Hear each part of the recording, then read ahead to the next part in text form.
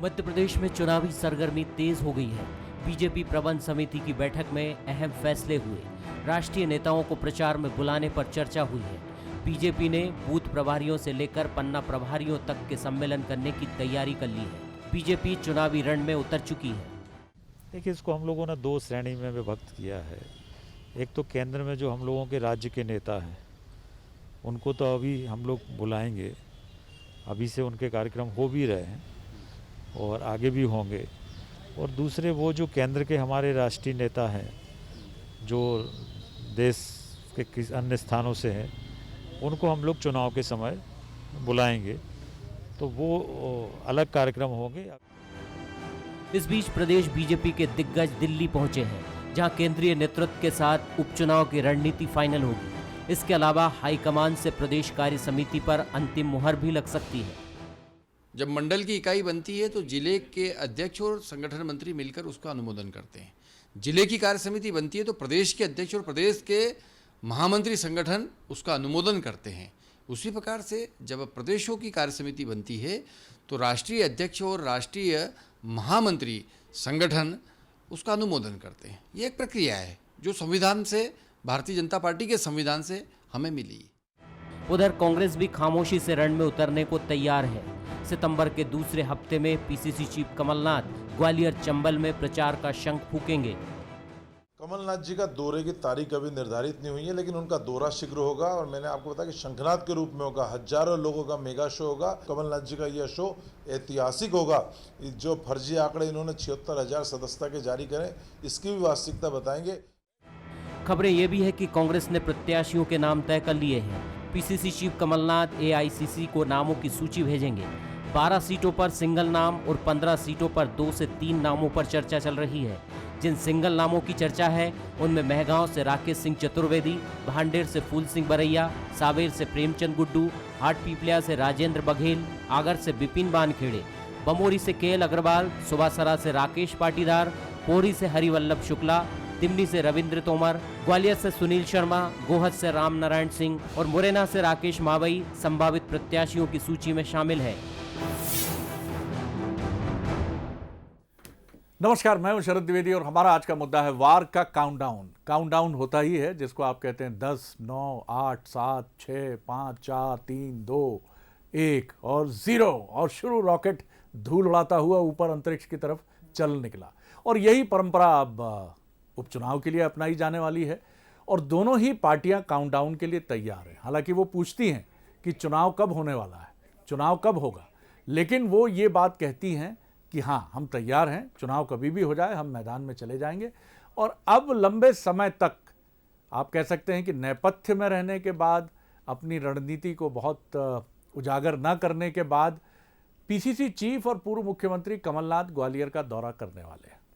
किस तरह से वो चीज़ों को तैयार करेंगे, और इसी बीच में एक सूची की चर्चा शुरू होती है। हालांकि पीसीसी की तरफ से ये कहा जाता है कि ये सूची, इस तरह से कोई सूची जारी नहीं हुई है, लेकिन माना ये जाता है कि जिसको आप कहते हैं कि धुआं वहीं निकलता है जहां आग होती है। बड़ा पिटा पिटाया है सर मामला, डायलॉग, लेकिन ये बात बिल्कुल सच्ची है। जैसे इश्क और मुश्क छिपाए नहीं छिपते हैं, ऐसे चुनाव के मौसम में राजनीतिक दलों की ये सूचियां छिपाए नहीं छिपती हैं।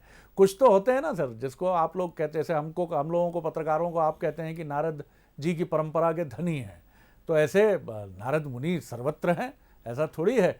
नहीं पछता है, पेट में कुछ आ गया, बिल्कुल तितलियां उमड़ घुमड़ रही हैं और फिर उन्होंने फ़ोन लगा दिया कि शरद जी कहीं नाम ना आए, सूत्रों के हिसाब से चला दीजिए बिल्कुल दनदनाते हुए, हमारा नाम ना आए। इसमें उनके भी निहितार्थ होते हैं। क्या फ़र्क पड़ता है सर इससे? मनुष्य है, मनुष्य की सब चीज़ें हैं, क्षम्य हैं। तो बहरहाल इस सूची को लेकर कितनी सत्यता है, लेकिन नाम बड़े ठीक ठाक दिख रहे हैं। ऐसा लग रहा है कि चिंतन, विचार विमर्श के बाद इनको रखा गया है।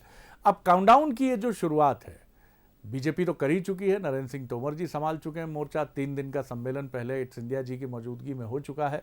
किस तरह से चीज़ें आगे बढ़ेंगी, किस तरह से सारी प्रक्रिया आगे बढ़ेगी, इसी पर बात करेंगे। मिलिए मेहमानों से। भोपाल स्टूडियो में मेरे साथ हैं कांग्रेस के सीनियर लीडर और अध्यक्ष राज्य पिछड़ा वर्ग आयोग जेपी धनोपिया साहब, बहुत स्वागत करता हूं धनोपिया जी। उनके साथी हैं राजपाल सिंह सिसोदिया जी, युवा नेता हैं और प्रवक्ता हैं बीजेपी के। और इंदौर से हमारे साथ जुड़ रहे हैं सीनियर जर्नलिस्ट और राजनीतिक विश्लेषक हर्षवर्धन जी, हर्षवर्धन प्रकाश जी, उनका मैं बहुत स्वागत करता हूँ। हर्षवर्धन जी, पहली टिप्पणी आपकी लेकर कि आगाज अब जो है वो हो चुका है, शंखनाद हो चुका है और नेपथ्य में वो जो युद्ध के लिए तुरही बजती है, बड़ी युद्ध की जिसमें बड़ा वीर रस से भर देती है, उसकी ध्वनि को भी समझ लिया गया कि वो भी बज चुकी है। किस तरह आप देखते हैं ये जो अब कमलनाथ जी दौरा शुरू करने वाले हैं, बड़ा दावा है कि वो भी बड़े धूमधाम से शुरुआत होगी, किस तरह आप कांग्रेस और बीजेपी की इन तैयारियों को देखते हैं और क्या कहेंगे आप इस पर? जी हर्षवर्धन जी। जी शरद जी, कोविड के जो बहुत सारे रिस्ट्रिक्शंस थे वो धीरे धीरे ईज आउट हो रहे हैं, सरकार उनको हटा रही है। अभी संडे का लॉकडाउन हटाने का भी आदेश आ गया, तो कहीं कहीं अनलॉक ये जो हो रहा है, पॉलिटिकल अनलॉक भी हो रहा है चुनाव का मध्य प्रदेश में।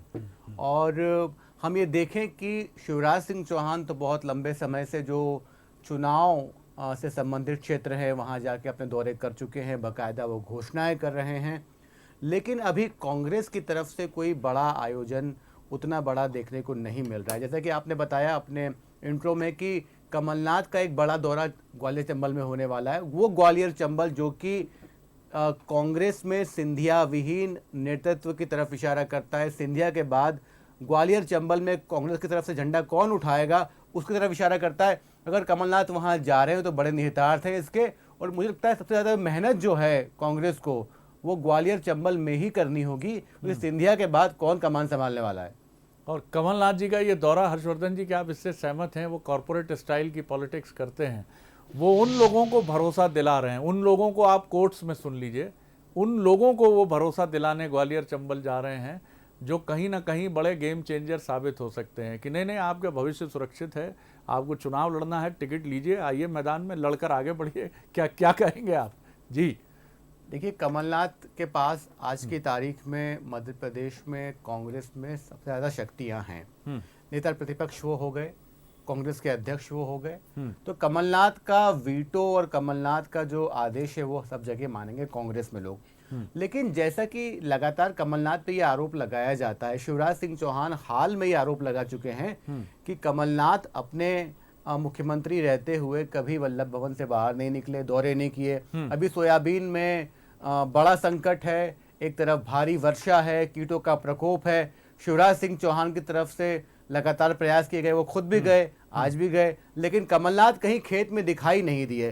तो कमलनाथ को ये जो एक जड़ता आ गई है उनकी छवि को लेके, वो तोड़ना बहुत जरूरी है, तभी एक बार फिर उनके नेतृत्व को लेके विश्वास पनपेगा कांग्रेस में भी और जनता में भी। ये आपने ठीक कहा, और शिवराज जी की पूरी कोशिश होती है कि वो एक तुलनात्मक अध्ययन प्रस्तुत करें कि मैं तो रात 2:30 बजे तक बाढ़ पीड़ित क्षेत्रों से लौट रहा हूं और 24 घंटे कोशिश मेरी यही है कि पीड़ितों की मदद हो, और पूर्ववर्ती जो थे वो तो निकलते ही नहीं थे।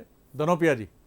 नहीं भाई, हर्षवर्धन जी की बातों से बहुत कुछ सहमत हूँ मैं। बहुत जो जनता जिसका आकलन करती है वो सारी चीज़ें देखती है, लेकिन मैं आपसे एक निवेदन करना चाहता हूँ कि डिक्लेरेशन से कुछ नहीं होता है, एजुकेशन से होता है।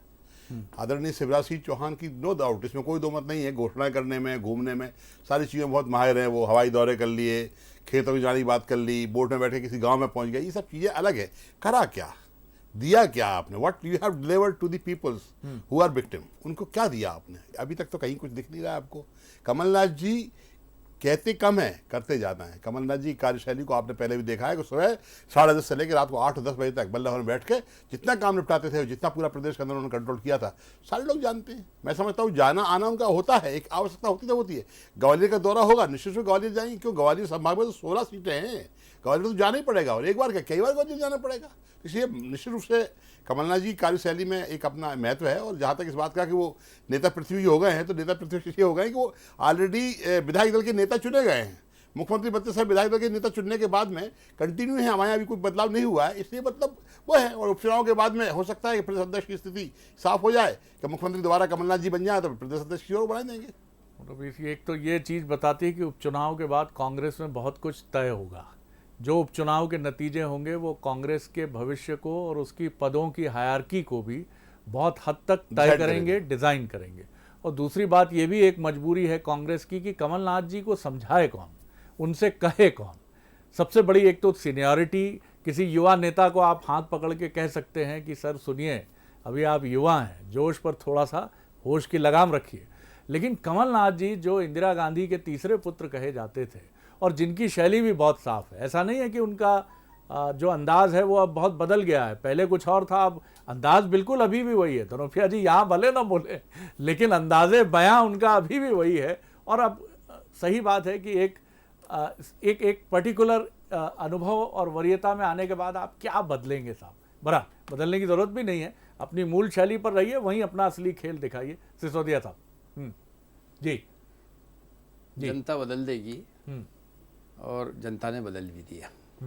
जनता ने नहीं बदला, और ये आप रोज निश्चित बदला तौर- है। नहीं जनता नहीं बदला। मेरी बात आ जाए धनुतिया, जी जनता नहीं बदला है क्योंकि जो जनप्रतिनिधि थे वो भी जनता के चुने हुए थे। आपने उनकी इज्जत नहीं करी, उनको मान नहीं दिया, उनकी बात नहीं सुनी, आपको चलता कर दिया।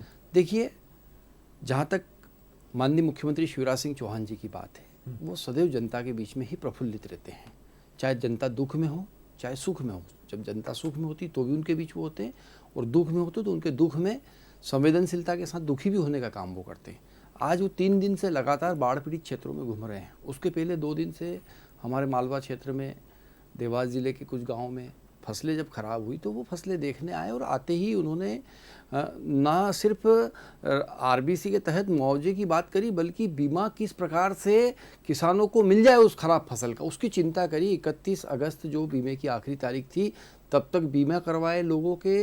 रविवार के दिन भी लॉकडाउन के बावजूद भी विशेष आदेश करके बैंकें खुली रही, सोसाइटियां खुली रही, किसानों ने अपने बीमे करे। आज उनके सामने जब हमारे सीहोर क्षेत्र के विधायक ये बात रखते हैं कि साहब हमारे क्षेत्र के किसान उसके बाद भी कुछ रह गए बीमे से वंचित, 7 तारीख तक बढ़ा दे, 1 हफ्ता और दे दे, उन्होंने तत्काल वहीं से जो है पत्र लिख के माननीय केंद्र से उसकी अनुशंसा की मांग कर ली कि 7 सितंबर तक ये तारीख बढ़ाई जाए। तो ये जो तुरंत निर्णय हो रहे हैं, यही तो चाहती है जनता, यही तो वास्तविक में निर्णय है। 7 दिन बाद हम जाएंगे कि बीमे का प्रीमियम भरना चाहते हैं तो नहीं होगा, वो आज ही होगा, और आज किसान कर रहे हैं। और बीमा पिछली बार भी मिला, और 6 तारीख को 4,500 करोड़ की बीमा राशि किसानों के खाते में 6 सितंबर को क्लिक 1 इसमें एक इससे जाने वाली है, सब खातों में एक साथ जाने वाली। 19 लाख किसान उससे लाभान्वित होने वाले। ये हम कर रहे हैं, हम जो कर रहे हैं वो कहना भी नहीं चाहते हैं, क्योंकि विपत्ति के समय किया हुआ काम इसे नहीं गिनाया जाता है, परंतु लोग देख रहे हैं, लोगों को समझ में आ रहा है कि संवेदनशीलता किधर है, किसकी तरफ है।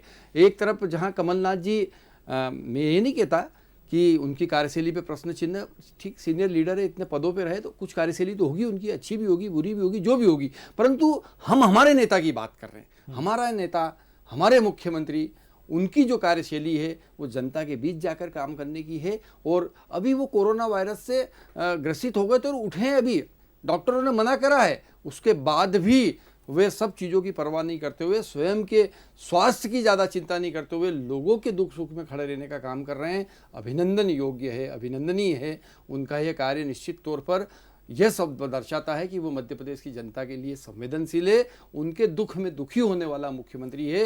निश्चित तौर पर ऐसा ही मुख्यमंत्री मध्य प्रदेश को चाहिए, और उपचुनाव में इन्हीं सब बातों की वजह से हमको लाभ मिलेगा, लोग हमको चुन के फिर से भेजेंगे, फिर से ग्वालियर चंबल संभाग में हमारी जो है विजयश्री होगी, फिर से हम मालवा में जीत के जाने वाले हैं। जी हर्षवर्धन जी, आप इसको किस तरह देखते हैं? मैं लीडरशिप की थोड़ी सी तुलना करने की तरफ इस सवाल के साथ आपकी तरफ आ रहा हूँ। एक तरफ है शिवराज जी जो भाषण और मंचीय कला के एक सिद्धहस्त राजनेता हैं, अटल जी की परंपरा के राजनेता हैं, धारा प्रवाह बोलना, लोगों से कनेक्ट करना। अपनी सभाओं की शुरुआत वो ऐसे करते हैं, भूख लगी आई का, अरे तो बोल काहे नहीं रहे जोर से। ये एक कनेक्ट करने की उनकी कोशिश है। दूसरी तरफ कमलनाथ जी हैं, उनकी अपनी शैली है, वो कॉरपोरेट मीटिंग्स और कम बोलने वाले नेता हैं, थोड़े मीडिया, मैं शाही नहीं बोलूँगा, लेकिन मीडिया में वो कोशिश करते हैं कि जब ज़रूरत हो तब मैं पहुँचूँ, ये उनकी सोच है। बीजेपी में नरेंद्र मोदी जी हैं, भाषणों के माहिर राजनेता, अटल जी भाषणों के माहिर राजनेता। कांग्रेस में डॉक्टर मनमोहन सिंह कम बोलने वाले, सोनिया जी कम बोलने वाली, और अब उसी परंपरा को कमलनाथ जी आगे बढ़ा रहे हैं। आप इसकी तुलना करते हैं तो क्या आप पाते हैं ये एक बड़ा अंतर पैदा करता है चुनावी लड़ाई में? जी बिल्कुल, चुनावी लड़ाई में ही नहीं अपितु जो रोज़मर्रा के पॉलिटिकल घटनाक्रम है उसमें भी बड़ा अंतर पैदा करता है। क्योंकि शरद जी, मैं मानता हूं कि हम एक तमाशा पसंद समाज हैं, हमको तमाशे पसंद आते हैं, हमको कहानी में कुछ ट्विस्ट चाहिए, हमको मसाला चाहिए, हमको कहानी में कुछ आग चाहिए। और जिस तरीके से शिवराज सिंह चौहान अपनी बातचीत की शैली से, लोगों के बीच जाने की शैली से जो प्रभाव पैदा करते हैं, वो कहीं न कहीं एक बढ़त तो बनाता ही है। हमने दोनों ही मुख्यमंत्रियों को लगातार पब्लिक लाइफ में देखा हुआ है। अगर शिवराज सिंह चौहान अगर 10 मिनट की बाइट मीडिया को देंगे तो हो सकता है कमलनाथ 5 मिनट में ही निपटा दें मामला और वो दो टूक बात करके ख़त्म कर दे। अगर शिवराज सिंह चौहान आधे घंटे तक लगातार बोल सकते हैं और ख़ास तौर पे जो ग्रामीण क्षेत्र के लोग हैं उनके साथ एक कनेक्ट कर सकते हैं, तो कमलनाथ अपना भाषण कहीं ना कहीं 10-15 मिनट में ही ख़त्म कर देते हैं।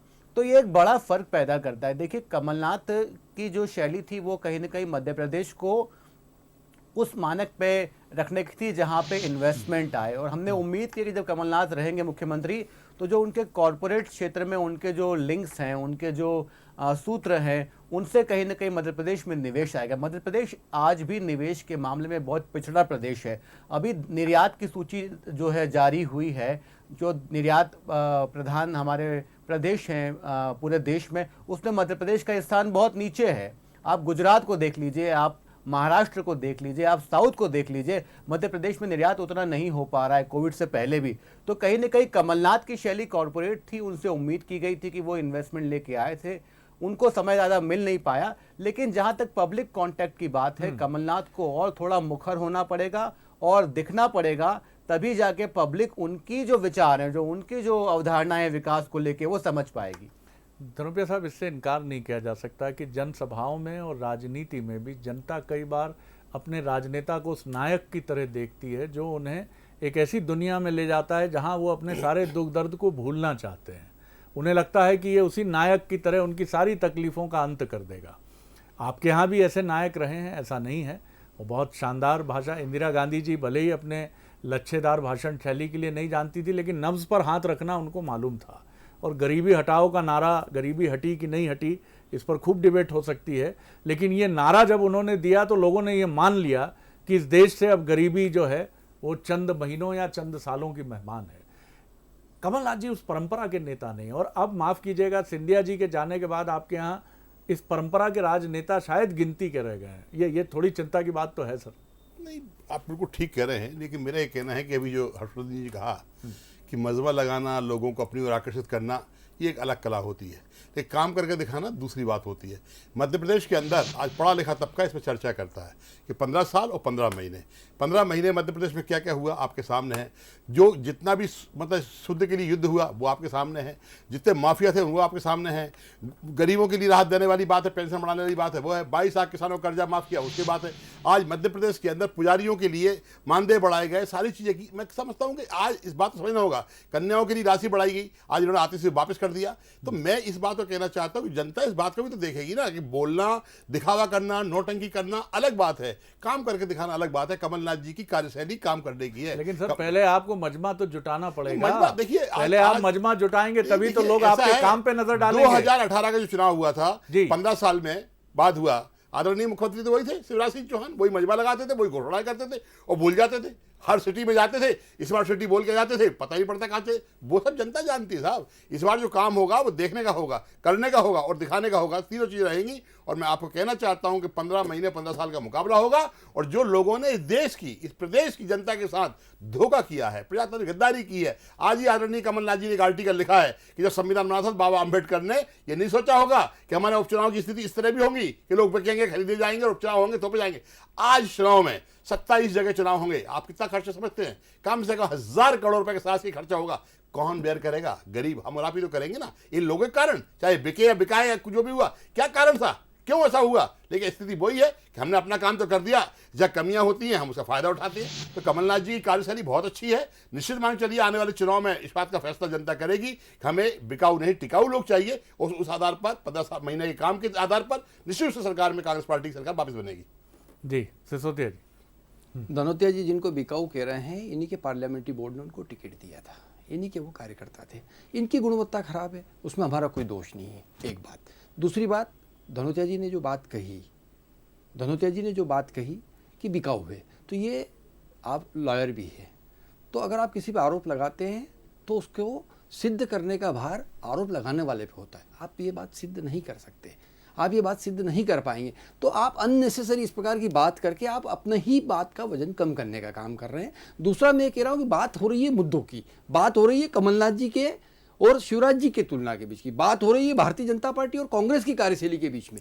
हमें आपके जैसे काम करने की आवश्यकता भी नहीं, हम करना भी नहीं चाहते हैं। हमारी एक अलग विचारधारा है, हम किसी विचार को लेकर राजनीतिक क्षेत्र में काम कर रहे हैं और हमारा वो विचार है कि भारत माता को फिर से परमवेव पर स्थापित करना, ये हमारा विचार है। हम इस आइडियोलॉजी को लेकर काम कर रहे हैं। हम कार्यकर्ता आधारित राजनीतिक दल के कार्यकर्ता है और कार्यकर्ता आधारित राजनीतिक दल के कार्यकर्ता है तो हमारे नीचे तक के कार्यकर्ताओं के दम पर हम चुनाव में जाते हैं, हम हमारी बात को लेके जाते हैं। हम अगर केंद्र में सरकार में आते हैं, हम अगर प्रदेश में सरकार में आते हैं तो सरकार की जो उपलब्धियां होती है उन उपलब्धियों को लेके जनता के बीच में जाते हैं। हमने विश्वास अर्जित करने का काम किया है देश के अंदर, देश के अंदर। बिल्कुल कुछ सेकंड बातें कर रहे हैं कि सुनने में बोलने में अच्छी लगती हैं। इस देश के प्रधानमंत्री जी का अभी परिसर रविवार को मन की बात हुई थी, 1,90,000 लोगों ने डिसलाइक किया उसको। आज मध्य प्रदेश तो छोड़िए, पूरे देश के अंदर कितनी बेरोजगारी है, कितनी सोशल मीडिया के ये बहुत अलग तरीके से खेले जाते हैं।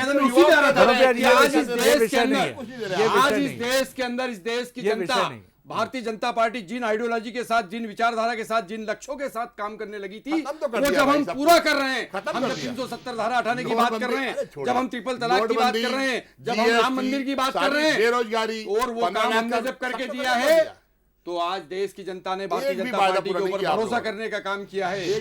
और जब देश की जनता भारतीय जनता पार्टी पर भरोसा करने लगी है, आज जब यह साबित होने लगा है कि इन लोगों ने जो कहा उसको करने का काम किया, उसी विश्वास के दम पर आज हम पूरे देश भर में लोगों को रोजगार सरकार में 15 लाख रुपए दिए थे आप लोगों ने, वो मैं अभी गिनूंगा तो फिर आप चुप हो जाएंगे।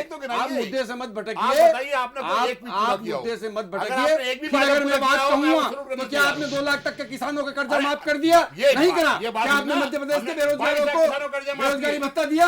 नहीं दिया। क्या आपने मध्य प्रदेश की कन्याओं के लिए जो राशि बढ़ाने की बात कही थी, 51,000 तो आपने कर दिया, पर क्या 51,000 दिए? क्या आपने कहा था कि हम गौशाला बनाएंगे 1,000? बनाए वो गौशाला कौन से ग्रह पे बनी है? देखिए ये बात छोड़िए, इन बात में दम नहीं है। बात यह है कि आज देश की जनता कौन से राजनीतिक दल पर विश्वास कर रही है, आज देश की जनता किस राजनीतिक नेता के ऊपर विश्वास कर रही है, ये हमारे ऊपर कर रही है। चलिए मोदी जी पे विश्वास कर रही है, शिवराज सिंह चौहान पे विश्वास कर रही है, और उस